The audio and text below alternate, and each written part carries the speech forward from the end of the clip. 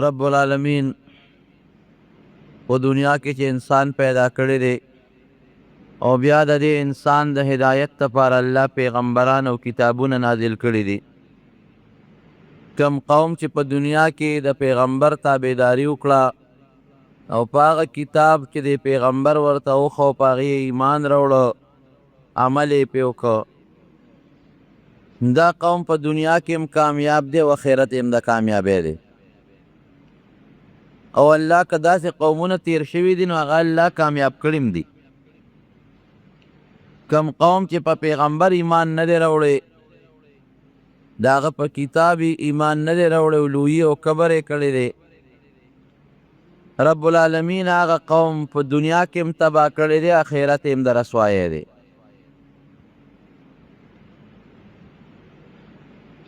د هود علیه السلام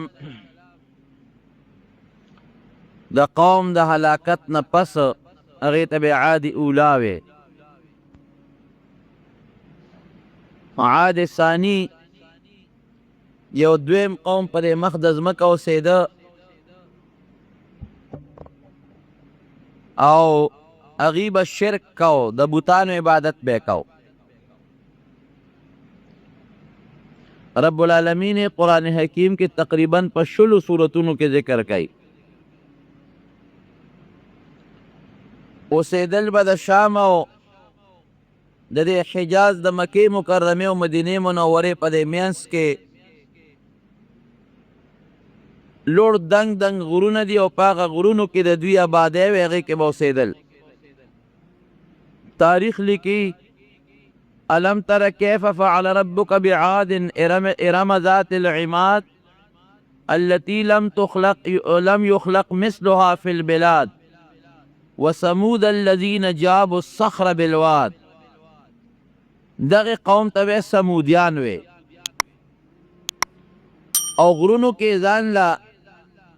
بلډینګونه جوړ کړي و، آبادۍ جوړې کړې وې. او اوس هم تاریخ لیکي، موجوده یو مورخ مصري مورخ ته هغه لیکي چې زه پخپله تللی یم، دا علاقه مې کتلې ده او په یو لوی عظیم الشان غر کې اوس هم د بادشاه یو لوی محل موجود دی. نو چې غر اتراشي او په هغې کې د بادشاه محل جوړ شي، کمرې پکې جوړ شي، د بادشاه پایتخت پکې دی، حوض پکې د لمبلو، د اوبو د لمبلو حوضونه پکې دي، د څاروو د اسونو او د اوښانو د تړلو استبلې پکې دي. د غر دننه تراشلی دی او د هر څه په هغې کې جوړ کړي دي. اوس خلک دې وخت کې وایي ساینس ترقي کړې ده، بلکل ټیک ده، خو موږ وایو چې داسې مخکې هم یو ساینس تیر شوی دی، خو چې څنګه الله زمانه باندې د تبع نښې راوستی او هغه قومونه رب العالمین هلاک کړل، هغه ساینس یې ورسره تباه شو. نو د شام او د حجاز په دې منځ کې د دې غټې غټې آبادۍ وې، په غرونو کې محلات جوړ کړي او لوی لوی باغونه و، سرسبز و شاداب، خوږې اوبه، مزیدارې چینې او د زندګۍ د هغې زمانې چې څه د زیب و زینت او د آرایش او د خوبصورتۍ کوم اسباب و هغه ټول هغې سره و. خو بدبخته و د بوتانو عبادت پې کو، هر چا ځان له په کور کې یو بوت ساتلی و، هغې بوت ته به یې سجدې کولې، عبادت به یې ورته کو، رام رام به یې ورته کول. او داسې بعضې پکې غټ غټ بوتان و، هغه په غټو غټو چوکونو باندې او په لویو لویو لارو کې ښخ کړي وو چې په لاره به تلل او په هغه چوکونو به راتلل، د هغې غټو غټو بوتانو عبادت پې کو. زما ورونو یو قوم هم الله د هدایت نه بغیر نه پرېږدي، هر قوم ته الله د هدایت یو لاره ښیي خامخا، چې څوک دا ونه وایي چې ما جاءنا من رسول. د قیامت پر ورځ به بعضې خلک وایي الله مونږ له خو تاسو پیغمبر او استازې نه دی رالیږلی، د دروغو نه به وایي. یو قوم هم الله بغیر د پیغمبر نه نه دی پرې، خامخا یو پیغمبر یا د پیغمبر خلیفه، جانشین، نایب، دا هر یو قوم ته الله را لیږلی دی لئلا یکون للناس حجة بعد الرسل، چې څوک د چا دلیل پاتې نشي چې الله پیغمبر ما ته نه دی راغلی، قانون او کتاب ماله نه دی راغلی، چې دا بانه د خلکو ختم شي. پروردګار ورته هم د دوی د قوم نه یو سړی راولېږه، حضرت صالح علیه السلام. د دې د قوم نه او د قوم او د کلي سړی د کلي په ماحول ډېر ښه پوهېږي. که د یو وطن سړی چاته نصیحت کوي نو هغه ته د خلکو مزاج معلوم وي، د خلکو طبیعت ورته معلوم وي، خلک پویولی شي. او چې د بار نه سړی راغی نو خلک هغه ته سپک ګوري، مړه دا د کوم ځای نه راغی، د خپل قوم ته دلته نصیحت کوه، اوس موږ له څه له غوږونه خورئ. نو حضرت صالح علیه السلام ورته رب العالمین د دوی د قوم او د خاندان نه یو پیغمبر راولېږه. هغه ورته د الله د دین نصیحتونه شروع کړل. ای زما قومه، د یو الله عبادت وکړئ او د الله سره شریکان مه جوړوئ. الله په شرک ډېر زیات خفه کېږي. ټول قرآن حکیم اول نه آخره پورې وګوره، څومره غصه چې رب العالمین له په شرک ورځي چې تا الله له شریک پیدا کړی. دا هر څه الله پیدا کړي دي، دا نظام الله چلی، دا موږ پیدا کړی الله یو، مال، دولت، بچي، عزت، هر څه موږ له رب العالمین را کړی. او چې ته په هغې کې بیا هم بل څوک سره شریک یې. لکه زه به یو مثال درکم، د کور یو مشر نو که په دې مشرۍ کې ورسره خپل رور شریکېږي یا زوی ورسره شریکېږي نو دا مشر پلار دا برداشت کولی نشي برداشت کولی. د کلي یو مشر دی، که ده سره په دې مشرۍ کې بل څوک شریکېږي یا نشي برداشت کولی. د وطن به یو بادشاهي، که بل بادشاه ورسره لږ غوندې هم سر اوچتی بس تم زما سره همسر جوړېږي، فوراً یې ذلیل کوي، غورځوي یې. نو رب العالمین په خپله بادشاهۍ کې په خپل طاقت کې ځان سره هېڅوک شریک نه غواړي او نه پرېږدي او نه ورله شریک شته. نو صالح علیه السلام ورته نصیحت شروع کړو چې د الله خاطر وکړئ، الله له شرک مه کوئ، ستاسو خالق، ستاسو رازق، ستاسو مالک هغه رب العالمین دی او په دې طاقت کې د الله سره هېڅوک شریک نشته. قوم ورته څه وایي؟ وایي ته څوک یې؟ وایي زه د الله استازی پیغمبر ستاسو د هدایت لپاره رالیږلی یم. وی ښه مونږ او تا کې څه فرق دی چې ته د الله استازی او مونږ نه یو؟ په مال رانه زیات دی، په بچو رانه زیات دی، ته په څه څیز زمونږ نه اوچت چې ته وایې چې زه د پیغمبر یم او د پیغمبر دعوه دې وکړه. مال مونږ سره دی،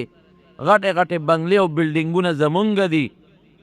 دنیا زمونږ ده، آخرت به هم زمونږ دی. او احادیثو کې راځي چې دوی به یو بل باندې فخر کو چې چا به ځان له یو اعلی مزیدار کور جوړ که، بل به د هغې نه خشته جوړو، بل به د هغې نه خشته جوړو، بل به د هغې نه خشته جوړو. په آبادو په بلډینګونو کې به یو بل سره مقابلې کولې. او د دې قوم نه کبرجن قوم بل نو، ډېر انتهایی متکبره قوم، ډېر لوی کبر و پکې. ګوره د یو بل نه اوچته آبادۍ جوړول، په هغې فخر کول، زما آبادي ستا د هغې نه ښه ده، بل به وایي زما دا ستا د دې نه ښه ده، دا هم کبر شو. او بل پیغمبر ته دا ویل چې ته خو زما د قوم نه، ما او تا کې څه فرق دی؟ د دې کلي اوسېدونکې زه ستا نه په مال او په دولت او په بچو او په طاقت زیات یم، تا له الله پیغمبري درکړه نه منو ده، ځه چې سرې خوښه یې کوه. نبی کریم صلی الله علیه وسلم ته به هم د مکې کافرو دغسې وي چې ته خدای پیغمبر جوړ کړې، ته خو یتیم یې، مال دې نشته، دولت دې نشته، مال زمونږ دی، دولت زمونږ دی، مونږ پیغمبران نه جوړېږي او ته جوړېږې. هر پیغمبر ته چې خپل قوم پیغور ورکړی دی، ګورې د مال یې ورکړی دی، د دولت یې وله ورکړی دی. او دا یو لویه نشه د مارونو ګورې اوس هم د خلکو په سر کې پرته ده چې کم سړی لږ مالداري، د پیسو خاوند، د دولت خاوند دی او هغه مشرۍ ته ورسېږي، د چا په بغمه هم دړه نه. خو چې کوم لږ غریبي او کمزوري وي او هغه لا یو منصب میلو شي، د هر چا ورته په بغمه دړ دي چې دا ولې. دا د پښتانه یو رواج را روان دی. پیغمبري خو د الله را طرف نه یو نعمت و، قسم دی ګورې که دا هم برداشت کولی شوه. خو زما ورونو عزت په مال او په دولت او په بادشاهۍ کې نه دی. فقیر د زمانې به وي، شلېدلې څپلۍ به وي،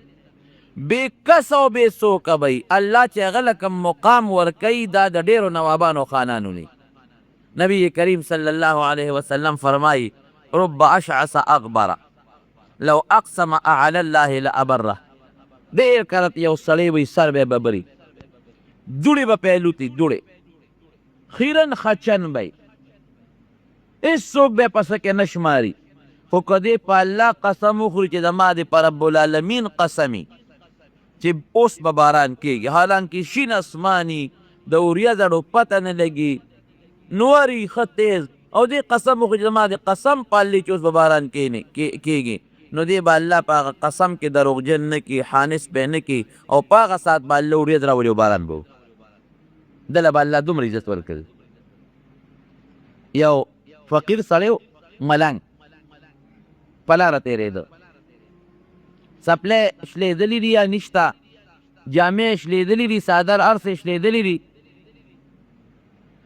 یو ښار ته ورغی نو پخوا به د ښار دروازې وې خو دا فقیر ملنګ نیک سړی دی دا زمونږ د فقیرانو بلنګانو په شانتې نه چې دا کچکولې په غاړه کې او بیزو یې ترخ کړي او چې په یو دغه کیسې به شپېلی هغه خلکو ته وي او خلکو نه سوالونه کوي هلکه بیزو راته ګډوم دا حضرتجي بابا ملنګ دی او دا پلانکي بابا ملنګ دی دا ګڼ کپان دوکباز سوالګري حرام خواره نه ګورې دا سوال چې کوي دا حرام خوري سوال حرام دی دا ګناه ده او څوک ښکر وایي او څوک وایي د بابا من راوړه څوک وایي د پلانکي من راوړه دا ګناه ده دا حرام هغه نیک سړی و الله ته نږدې انسان و یو ښار ته ورغی چې اوس څه ګوري د ښار ټولې دروازې بندې دي لین لګېدلې دي لین دلته ټانګو لین لګېدلی هلته لاسونو لګېدلې دي هلته پیاده و دی د دې پېښور ښار هم پخوا دا مشران وي غټې غټې دروازې او د دې سپین ږیرو مشرانو نه مو اورېدلي وي چې ماښام به هغه دروازې بندېدې څوکیدار به پرې ولاړ او سار به کولاوېدې ښار نه ګیر چاپېره وي یو لوی دیوال ته و چې څوک ډاکه ونه کړي نو دروازې بندې دي نو ده چا نه تپوس وکړو چې هلکه دا دروازې ولې بند وه وایي دا د دې بادشاه نه باس تښتېدلی نو بادشاه اعلان کړی چې دروازې بندې کړې هسې نه دا باس چېته بارونه دي نو دروازې بندې دي او بار خلک په قطار ولاړ دي چې تر څو د بادشاه باز نی نیولی شوی هغې پورې دروازې نه کولاوېږي چې باز پیدا شي دروازه به کولاوېږي دې فقیر سړي یو سوړه سویلی وکړه او د ښار نه داسې بار ووت وی یا الله عجیبه نظام دی داسې سړی د بادشاه کړی دی چې د پوندو پورې بېوقوف دی قمقل خر دا بادشاه دی باز ته دروازه بندوي اوس باز خو چې تښتي نو هغه څه ګډه چیلی دی چې په دروازه منډې کړي او نه سپی دی هغه له خو الله وزرې ورکړي دي او داسې وزرې دونه اوچت مزل کوي چې د باز نه اوچت پرواز یو مارغم نشي کولی په دې باز کې بیا خپل قسمونه دي دله دومره مضبوط طاقت په دې وزرو کې الله یې ښودی دی او په دې خپو کې پنجو په دې مخوکو کې چې دې دومره اوچت پرواز کوي چې دومره اوچت یو مرغه هم نشي کولی نو باز په دروازه خو نه بندېږي چې بېوقوف ورته دروازې بندې کړي وي باز خو چې تښتي خو چې یو وزر وي اسمان ته به رسېدلي نیمې ته به رسېدلي تښتېدلې به وی الله داسې بېوقوف بادشاه که ده کې طاقت او باز بندی نو په دې ښار د جال واچي چونه ته دومره جال خو ده سره شته چې په دې ښار د پاسه یې واچي نو بېوقوف دروازې بندې کړي یا الله عجیبه نظام او خدایي دی ده یاره واقعي د الله د خدایت او د رب العالمین د نظام ته بعضې وخت کې د انسان عقل نه رسي کار نه کوي خدا به زمونږ د عقل نقصان یې ګورې د الله خدایۍ کې فرق نشته مونږ نه پوهېږو وی پروردگار عجیبه نظام دی هغه بېوقوف خر چې هغه باز ته دروازې بندوي هغه له د الله بادشاهي ورکړې ده څوک ورته سلوټ کوي څوک ورته په لاس په تندي لاسونه ږدي جی جناب ورته کوي ټول خلک یې تابع دی او پروردګاره چې زه ستا نږدې بند یم د هغه نه خوراکي عقل زیات دی نو زما سپلی هم نشته جامه مې هم نشته د کور غیب هم نشته الله د ناستې او د ولاړې د سر سورې مې هم نشته او دغه بېوقوف دی جاهل دی بېلمازه دی نه روجي شته او نه مونځ شته او د جهان قمقل هغه له دې څه ورکړي دي او زه خو ستا نږدې بنده یم الله له ما له دې څه راکړي ناشنا خدایي دی دا ما ته مې یو ځل یو سړي خبره کول یو خان یې یادو وی ګوره وي دا هغه دومره موټرې دی او بلا جایدادونه دی او بنګلې دي او ټکي مونځ نه کوي او موږ ټول اوس خدای پاک ته لګیا یو مونځونه کوو زموږ ته پیسې درک نه لګي دا باندې تړی وایي دا نو دم دا وایي چې پروردګاره موږ خو دا کونډې او دا تندي ته په دا سجده کې وسولوله او نه کوش ته او نه جامه شته او ته هغه نظام ته وګوره نو دی په هغه بیابان کې وده شو چې وده شو رب العالمین یې په خوب کې ولید الله سړي ته هدایت کوي بنده ولې په سوچ او په پریشانی کې وی الله په دې پریشانی کې مو چې زموږ د علاقې د بادشاه ډېر سخت مقل چې بس ته هم دروازې بندوي خدای هغه له غټه بادشاهي ورکړې ده مونځ نه کوي روژه نه نیسي او ډېر بدعمله دی او بې وقوف دی او خدای مونږ خو تا ته په سجدو د تندي وسولو زمونږ د سپلو درک نه لګي نه جامه شته نه پیدا رسم نشته عجیب ناشنا خدای دی ده رب العالمین ورته وایي چې بنده ده خو اسانه خبره نه زما خو یو خبره چې دی ویم کن هغسې شي زه به اوس د هغه نه د هر سوالم تاله به یې درکړم او تا نه به د هر سوالم هغه له به خو د سکندونو خبرې دي ته به اوس د هغه په ځای بادشاه شي او خلک به درته سلوټونه کوي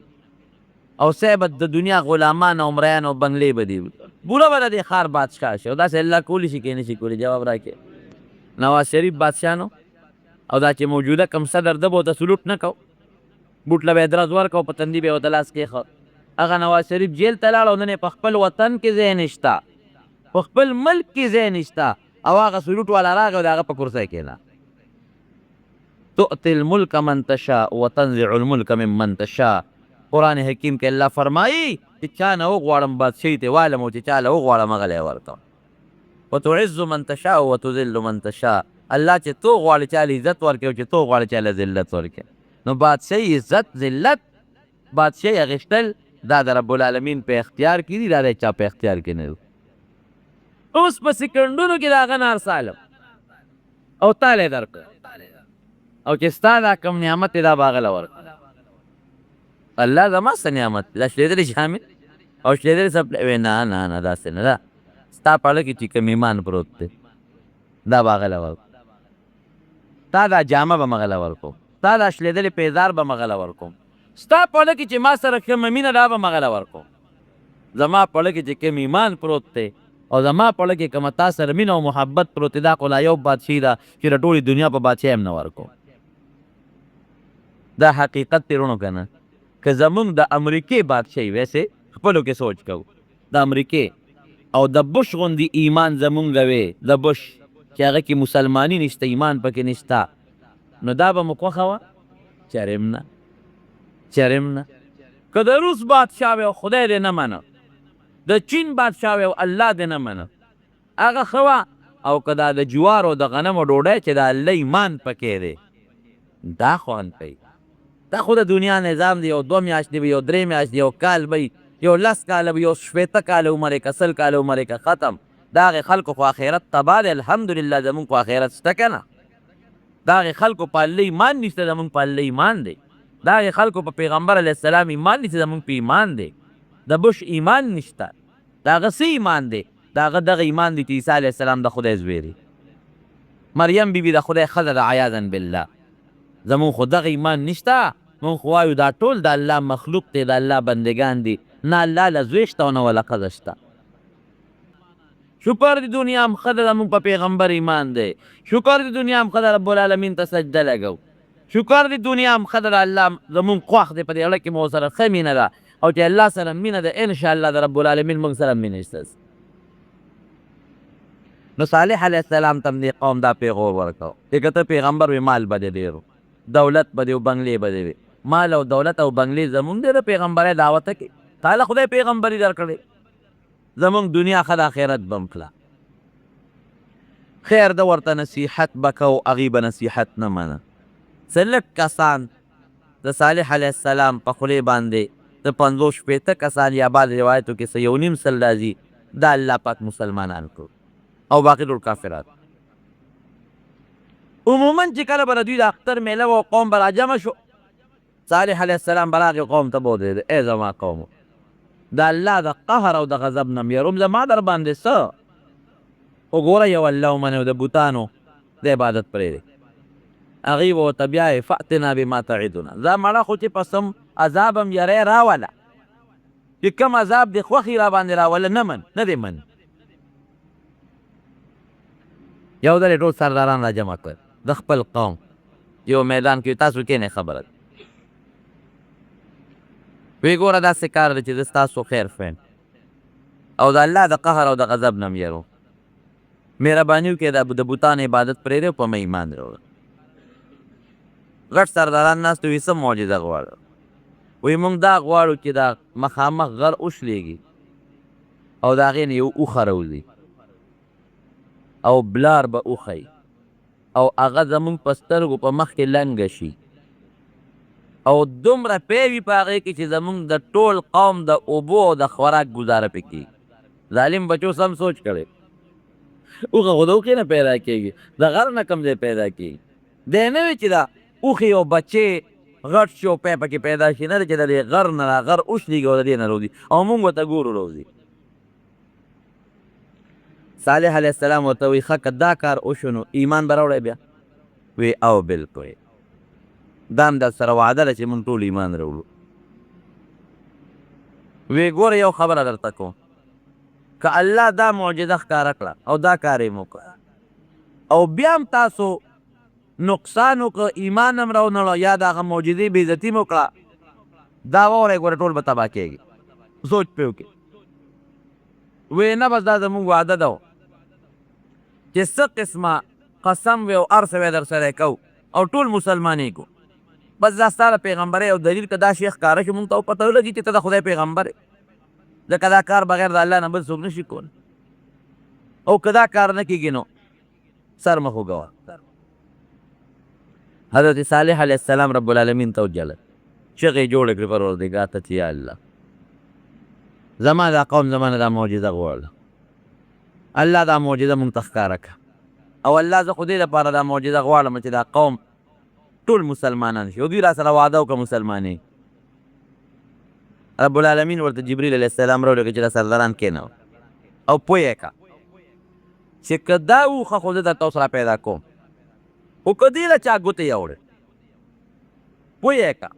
چا زخمي کړه چا وشړله د خپل فصل نه نو فورا به دا قوم تباه کوم.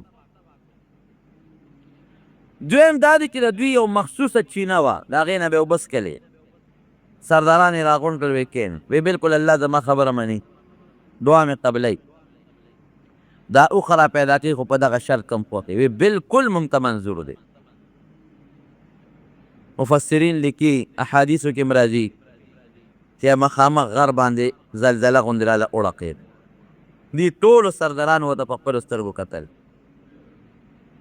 او چې وړقېده نو داسې اواز یې وکړه لکه اوښه چې لنګېږي او اواز کوي او وچاوده هغه غر او د هغې نه اوښه راووته. دوی ورته کتل مخامخ. بلار به اوښه وه ښه غټه سربه د دوی مخکې د هغې بچې پیدا شو. صالح علیه السلام د پړي نه ونیوله او د قوم سردارانو چې څومره د قوم مشرانو ټول ولاړو وی ها دا واخلی، دا د الله معجزه، دا بغیر د الله نه بل څوک کولی شي نشي کولی. او چې زما په دعا الله دا هر څه وکړل دا زما معجزه نه معجزه ویم دې ته چې د پیغمبر د لاس نه داسې یو کار ښکاره شي چې هغه د عام عادت او د عقل خلاف شي. د عقل خلاف د عام عادت خلاف دا یو لویه نښه رب العالمین ما ته راکړه. اوس ایمان راوړی که نه راوړی نو د قوم بعضې سرداران هغې ایمان راوړو مسلمانان شو. بعضو وی موږ خپلو ملګرو سره مشوره کوو، چا وی یاره دا خو جادوګر دی جادوی را باندې وکړو. خو خیر څه موده د اوښې ډېر قدر کوو، یو بل ته به یې وی ګورې پام کوئ چې اوښې له ګوتې یونیسئ. په زړه کې خو پوه وو چې دا د الله معجزه ده، پیغمبر معجزه ده. اوښه کې اوښه څنګه اوښه وه؟ اوښه کې د هر یو قسم رنګ و پکې رنګ، خشته مزینه مزیدار، تور، سپین، شین، زیړ، بعضې دغه یي که نه دغه د تاسو وګورئ د طاووس ته چې هغه وزر اوچتې کې څومره خشته مزیدار ښکاري، یا د پړانګ تاسو لیدلی د هغه سرمن څومره مزیداره برګه بروګه خشته ښکلې ښکاري. نو الله تعالی په دې اوښه کې مختلف قسمه رنګونه پیدا کړ. دومره ډولۍ اوښه چې په مخ د ځمکه دومره ډولۍ څاروي چېرته نو، ځکه د الله په قدرت پیدا شوي. یو ورځ به راتله خو د چینې اوبه به هغې څښل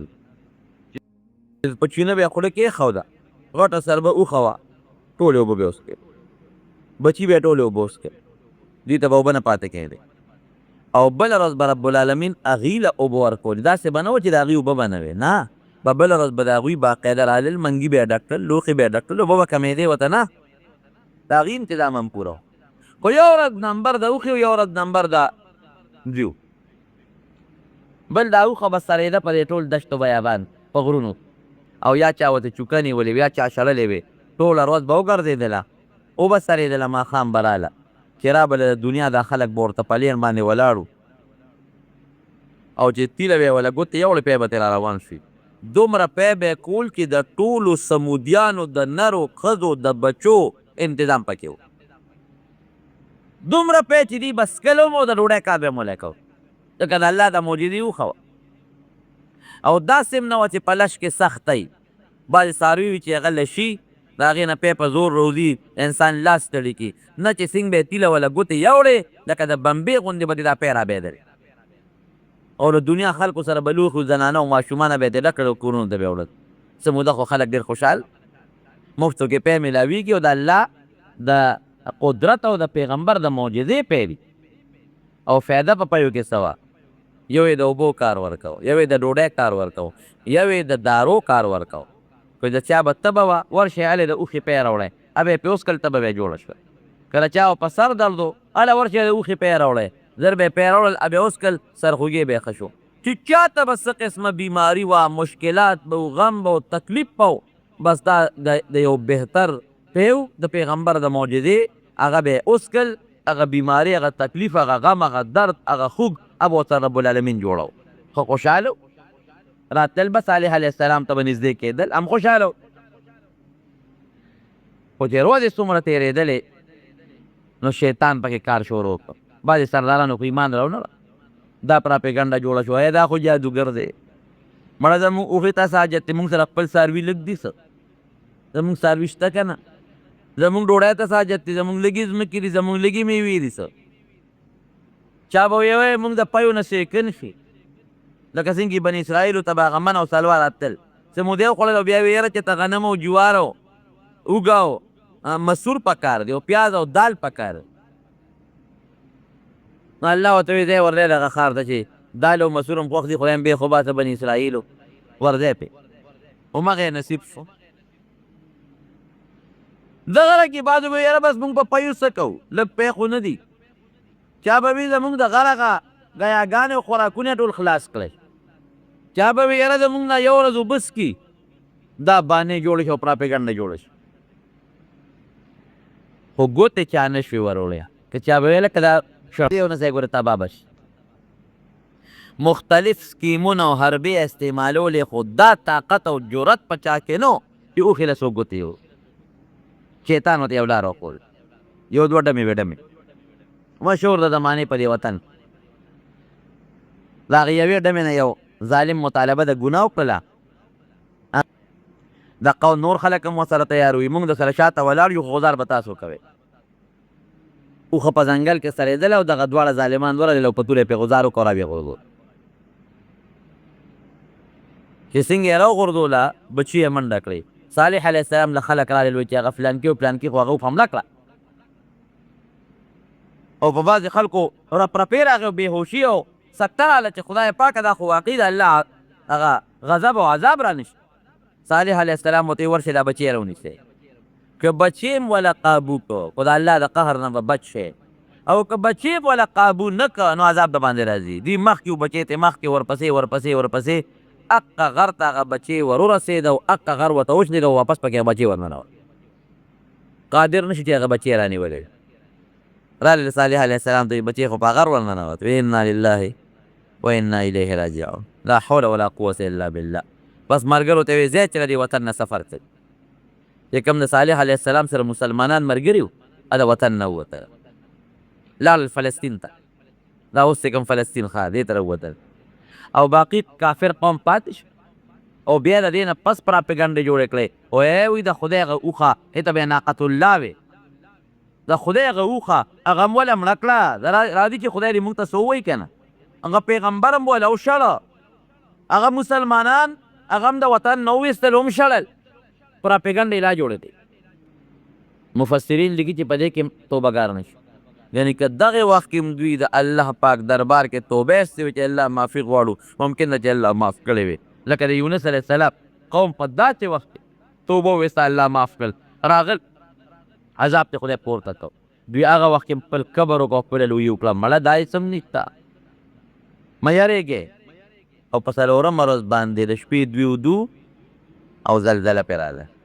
او زلزلې سره د اسمان کې د برېښنا نه پړقا پړوکې د غرار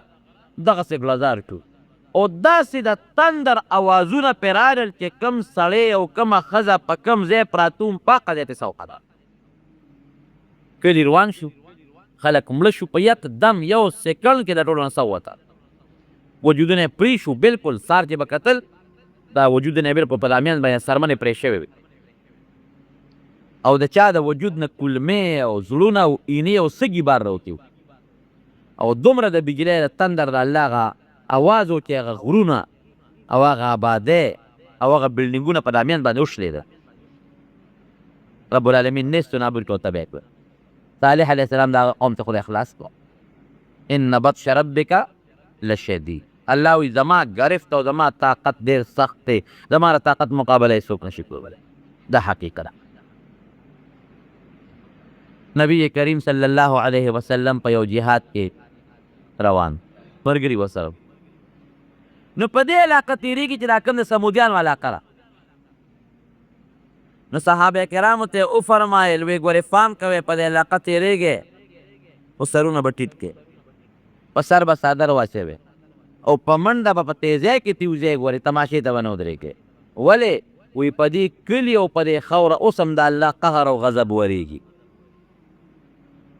اوس هم پرې غضب ورېږي. په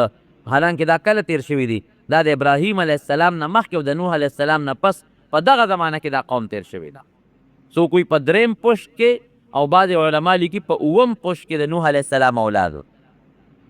دومره لرې تېر شوي دي په زرګونه کاله مخکې. او نبي علیه السلام فرمایي چې اوس هم په دې قوم د الله قهر او د الله غضب ورېږي.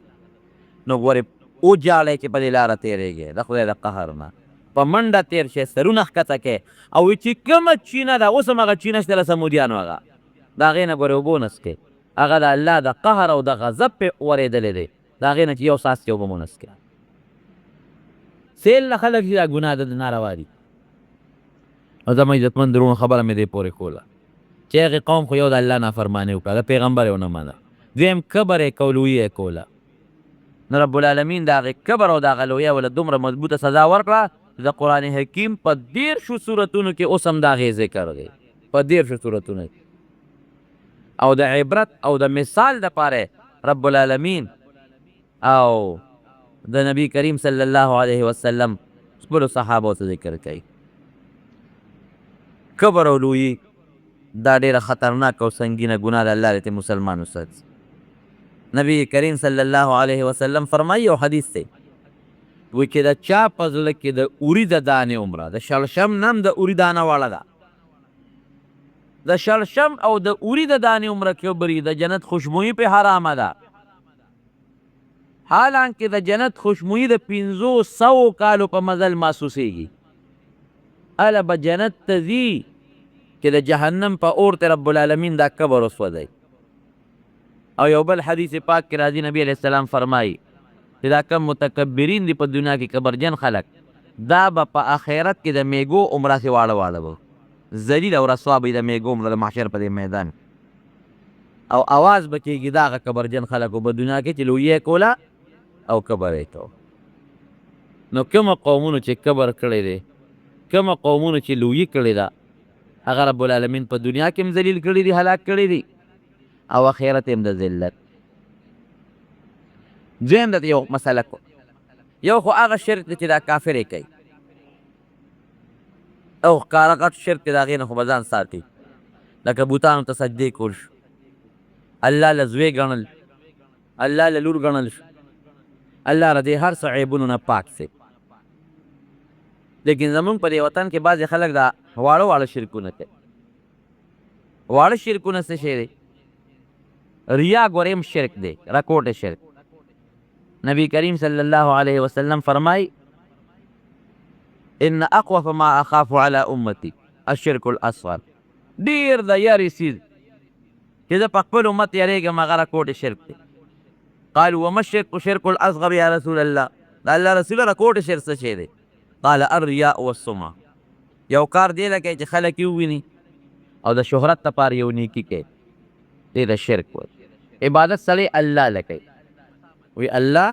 ما خو ډېره لویه صدقه کړې ده او ډېر مالونه مې ستا په لار کې خیرات کړي دي.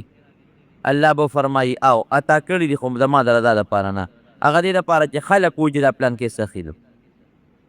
دې له دې کړي. نو تا ته په دنیا کې هغه خپله میوه میلو شوې د خلکو ویلي دي چې پلان کې سخي دی، دلته آخرت کې هم نشته، ورغورځوی جهنم. بل سړی به راولي تاسو کړي دي، الله ما جهاد کړی، بلا جهادونو بلا کافر مې وجلی دي.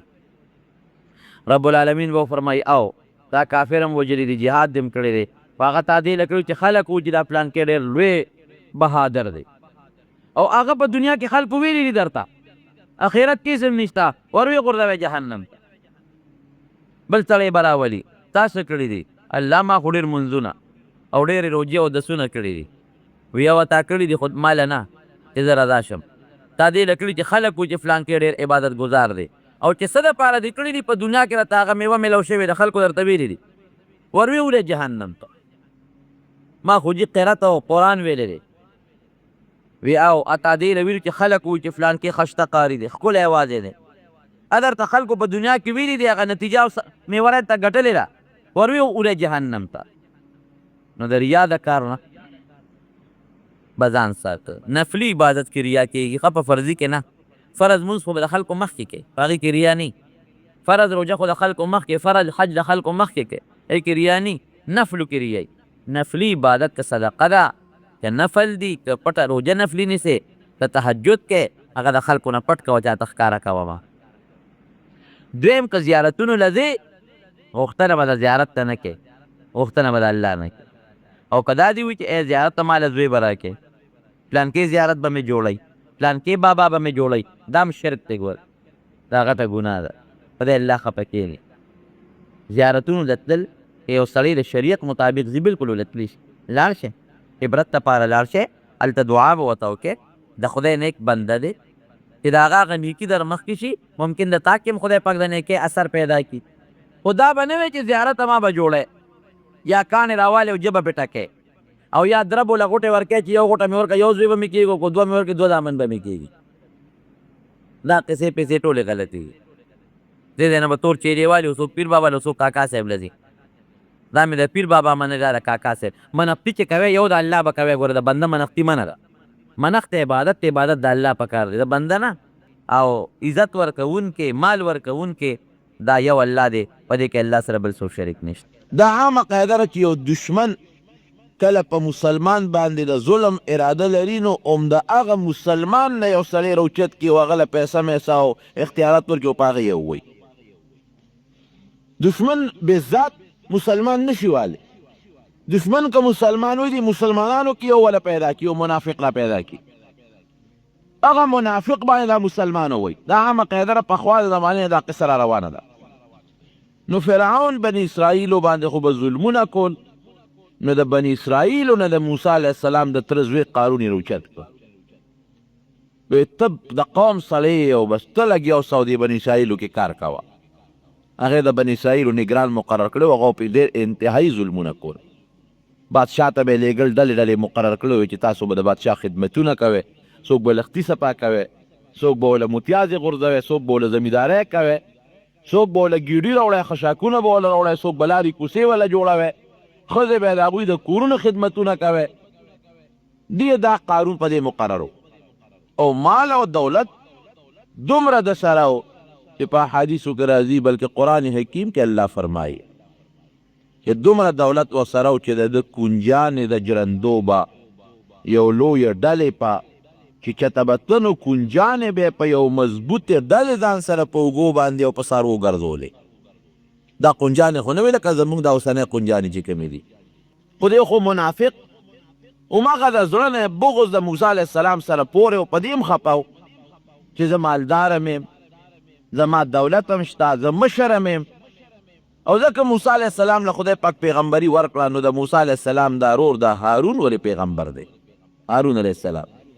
پکار دا و چې د ده په ځای باندې زه پیغمبر شوی یم. دی هم یو بغض او حسد و د موسی علیه السلام سره چې دا کشر راغی او د له پیغمبري میلاو شو، او بیا د خپل رور پیغمبر کو زه د تر زوی یم او مال ما سره، دولت ما سره دی، ما له نبوت رانه که دا ولې. حالانکې دا نبوت دا له چا خپل اختیاري شیز نه دی، دا د الله خو خله. الله یعلم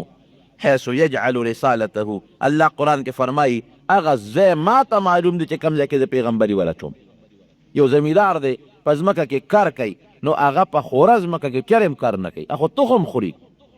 هغه ځمکه کې کار کوي چې هغه جوړه ځمکه وي، خوږه ځمکه وي، بیا نور هم پاک او جوړه کړي، د هغې نه پس پکې غنم کوي. یعنې په دې دش بیابان قیمتي ځمکه ده، سړک په غاړه ځمکه ده او د مرلو ځمکه ده، خو یاره داګه میدان دی نو چا هم پکې غنم ونه کرل. دا څوک نه دی چې دا ځمکه قیمتي ده چې دې کې غنم کرو،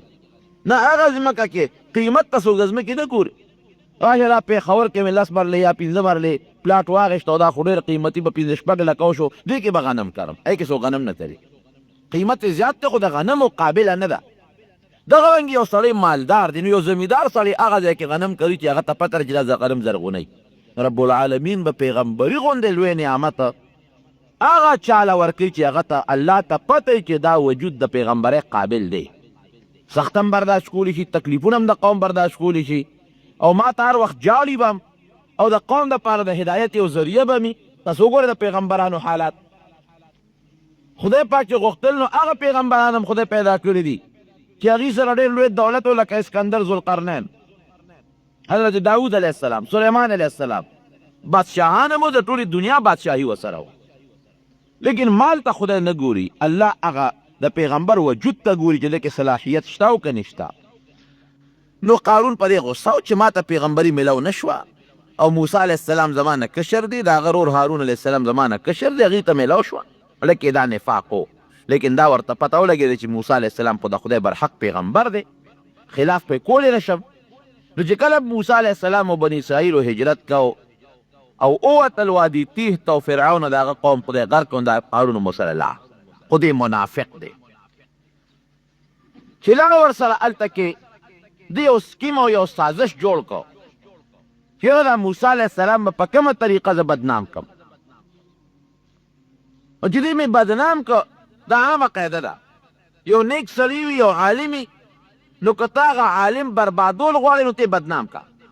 قوم ته بدنام کا، جامع ګنده که پلیته کا، نو چې کم زرګونه یا لکونه یا سوونه خلک د هغه تابعدار دي، بس هغه به په یو ساعت لو شي.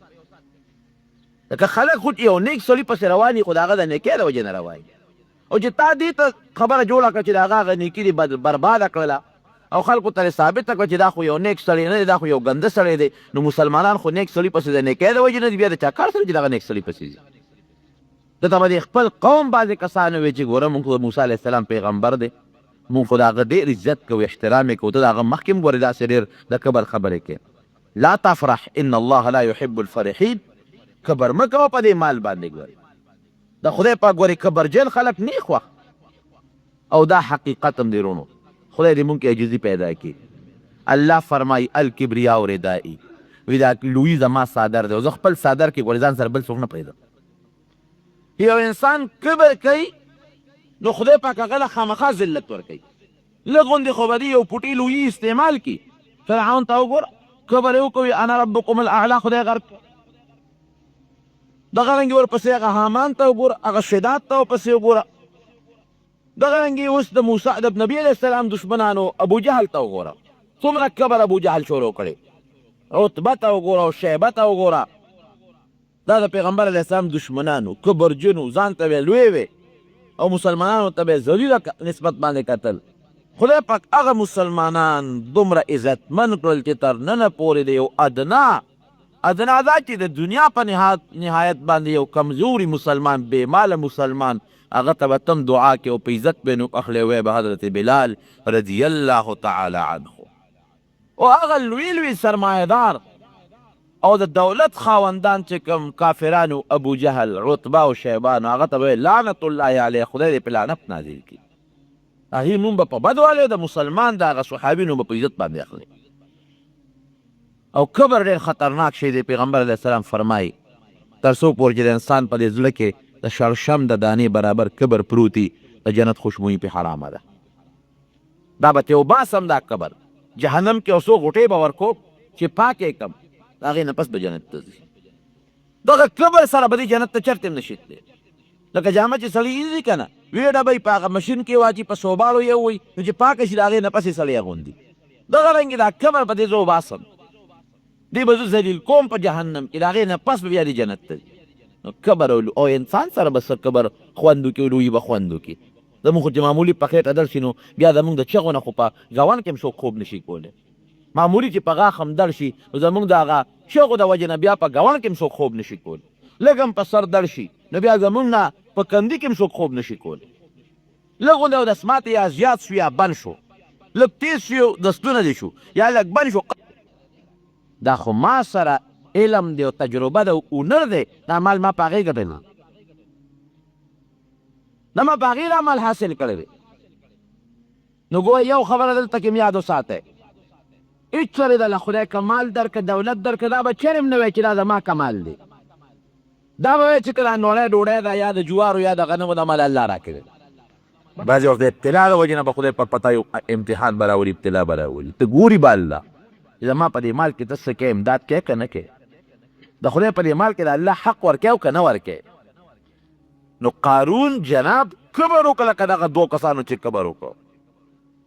دا مال خو ما ته وایي خدای درکړه وایي نه ماله خدای دی راکړې دا ما په خپله پیدا کړی دی کسب مې کړی دی ګټه مې کړې ده. لکه انسان ته ګوره د انسان ګټې ته وګوره ته بس یې او ستا ګټه بس یې. ډېر مالداران مو لیدل چې مال یې برباد شو.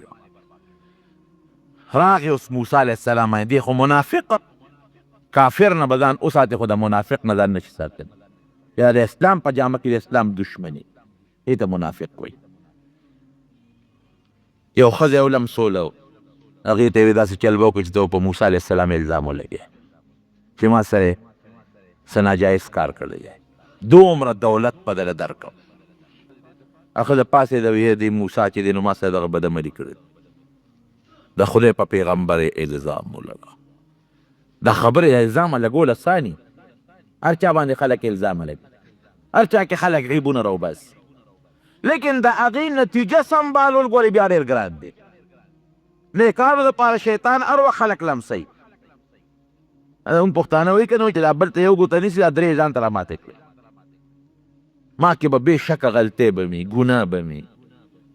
موږ کم مولا دا ویلي چې زه دا ګناه نه پاک یم. نو ته به په مولا کې په نیک سړي کې په بل چا کې به عیب راوباسې لیکن ته د خپل ګریوان کې م سوچ وکړه چې دا کم عیب زه په دې فلانکي کې راوباسم چې دا ما کې م شته او که نشته. ما کې څومره عیبونه چې بلکې لټوم زه خو ټول د عیبونو نه ډک یم. نو ګویا پام کوئ بهتان په بل مسلمان کې عیب پیدا کول د بل مسلمان سپکاوی کول مسلمان ته پیغور ورکول دا ګوره ډېره خطرناکه ګناه ده. او ګوره نبي علیه السلام فرمایي مشکات شریف کې حدیث دی چې څوک دا کار کوي که نه د بل عیب لټوي نو که د توبه وواسه خلاصه شوه که توبه ونه ویسته نو چې د کوم عیب په هغه مسلمان کې راوباسي نو دی به هله خدای وجني چې هغه عیب خدای په ده کې پیدا کړي. توبې وباسي ټول زمونږ ټول جومات کې ناسته بل غیبت اجرو کې ناست په بل کې عیبونه راوښکل دوه کسه چې ناست بل باندې باسونه کو. زمونږ مجلس هم دغه چې یو پاک مسلمان منې کې راوباسي په هغه به تفسیر یې شروع دغه زمونږ ژوند دی خو مونځ وکړو خو دغه چل کوو خولې له لږ غوندې وار ورکول پکار دا خوله د خدای په ذکر جاري کړې دا نورې خبرې پرېږدې. هغه د پاسېده وایي ته د خلکو د نصیحتونه کوې بس دا چل کړی. موسی علیه السلام وایي ښه هغې جلالیت لږ زیات و بس فوراً په سجده پرېوت الله ته ویجلل خدای ته او بیا راپاسېده و هغه ښځې ته وایي ستا دې په هغه ذات قسمي. بس موسی علیه السلام خو په غوسه کې وایي خدای راوینیسه سره د مال یې راونیسه او سره د نوکرانو یې راونیسه او سره هغې خلکو چې کومې ملګري دي نو خدای پاک ونیوه ځمکه وشلېده او دوی پکې دننه لاړ مال یې هلاک شو دیم خدای ځمکې ته چې ځمکې راښ که ای موسی معافي راته وکړه ای موسی معاف مې که وی خو نور یې م راکاږه نور یې م راکړه ای موسی معاف مې که بیا به نه کوم غلطي مې کړې ده وی نور یې م راکاږه ځمکې غیب کو او په ځمکه کې اوس هم دغسې تاویږي تر قیامته پورې دغه سزا ده او بیا قیامت نه وروستو چې خدای پاک جهنم ته بدېږي. نبی کریم صلی الله علیه وسلم فرمایي چې الله موسی علیه السلام ته چې څنګه چلو شو زړه یخ شو الله ورته پیغمبرانو سلام خدای پاک داسې هغه له خپل ناس خبرې کوي خوشحاله شوې یا خدای خوشحاله شوم په مې الزام لګولو او تا زما دعا قبوله کړه په ځمکه کې دې غرق کړه رحم دې پې موسی ګورې رانغی څو چغې درته ووالې او تا پې رحم رانغی زما دې په خپل ذات قسم الله وایي که ما ته یوه چغه والې په اسات مې معاف کو الله دومره رحیم ذات یو چغې ما ته والې وې که نه په اسات مې معاف کو خو بدبخته تا ته چغې والې زه یې هېر کړی وم دومره چغې درته ووالې معاف دې لکه او که ما ته یو چغه والې وې حالانکه د خدای په پیغمبر الزام خود پیغمبر خو د خدای رسول دی دا خو خدای ته سپک نسبت دی الله پې خفه کېږي یو چغې ما ته والې په اسات مې معاف کو د خدای رحم ورونو ډېر زیات دی لیکن ان بطش ربک لشدید د خدای قهر او د خدای ګرفت او د الله نیول دا پورې ډېر زیات دی هر وخت د رب العالمین قهر په دې سر د پاسه څو ګڼه چې دا الله هر وخت ما رانیوي شي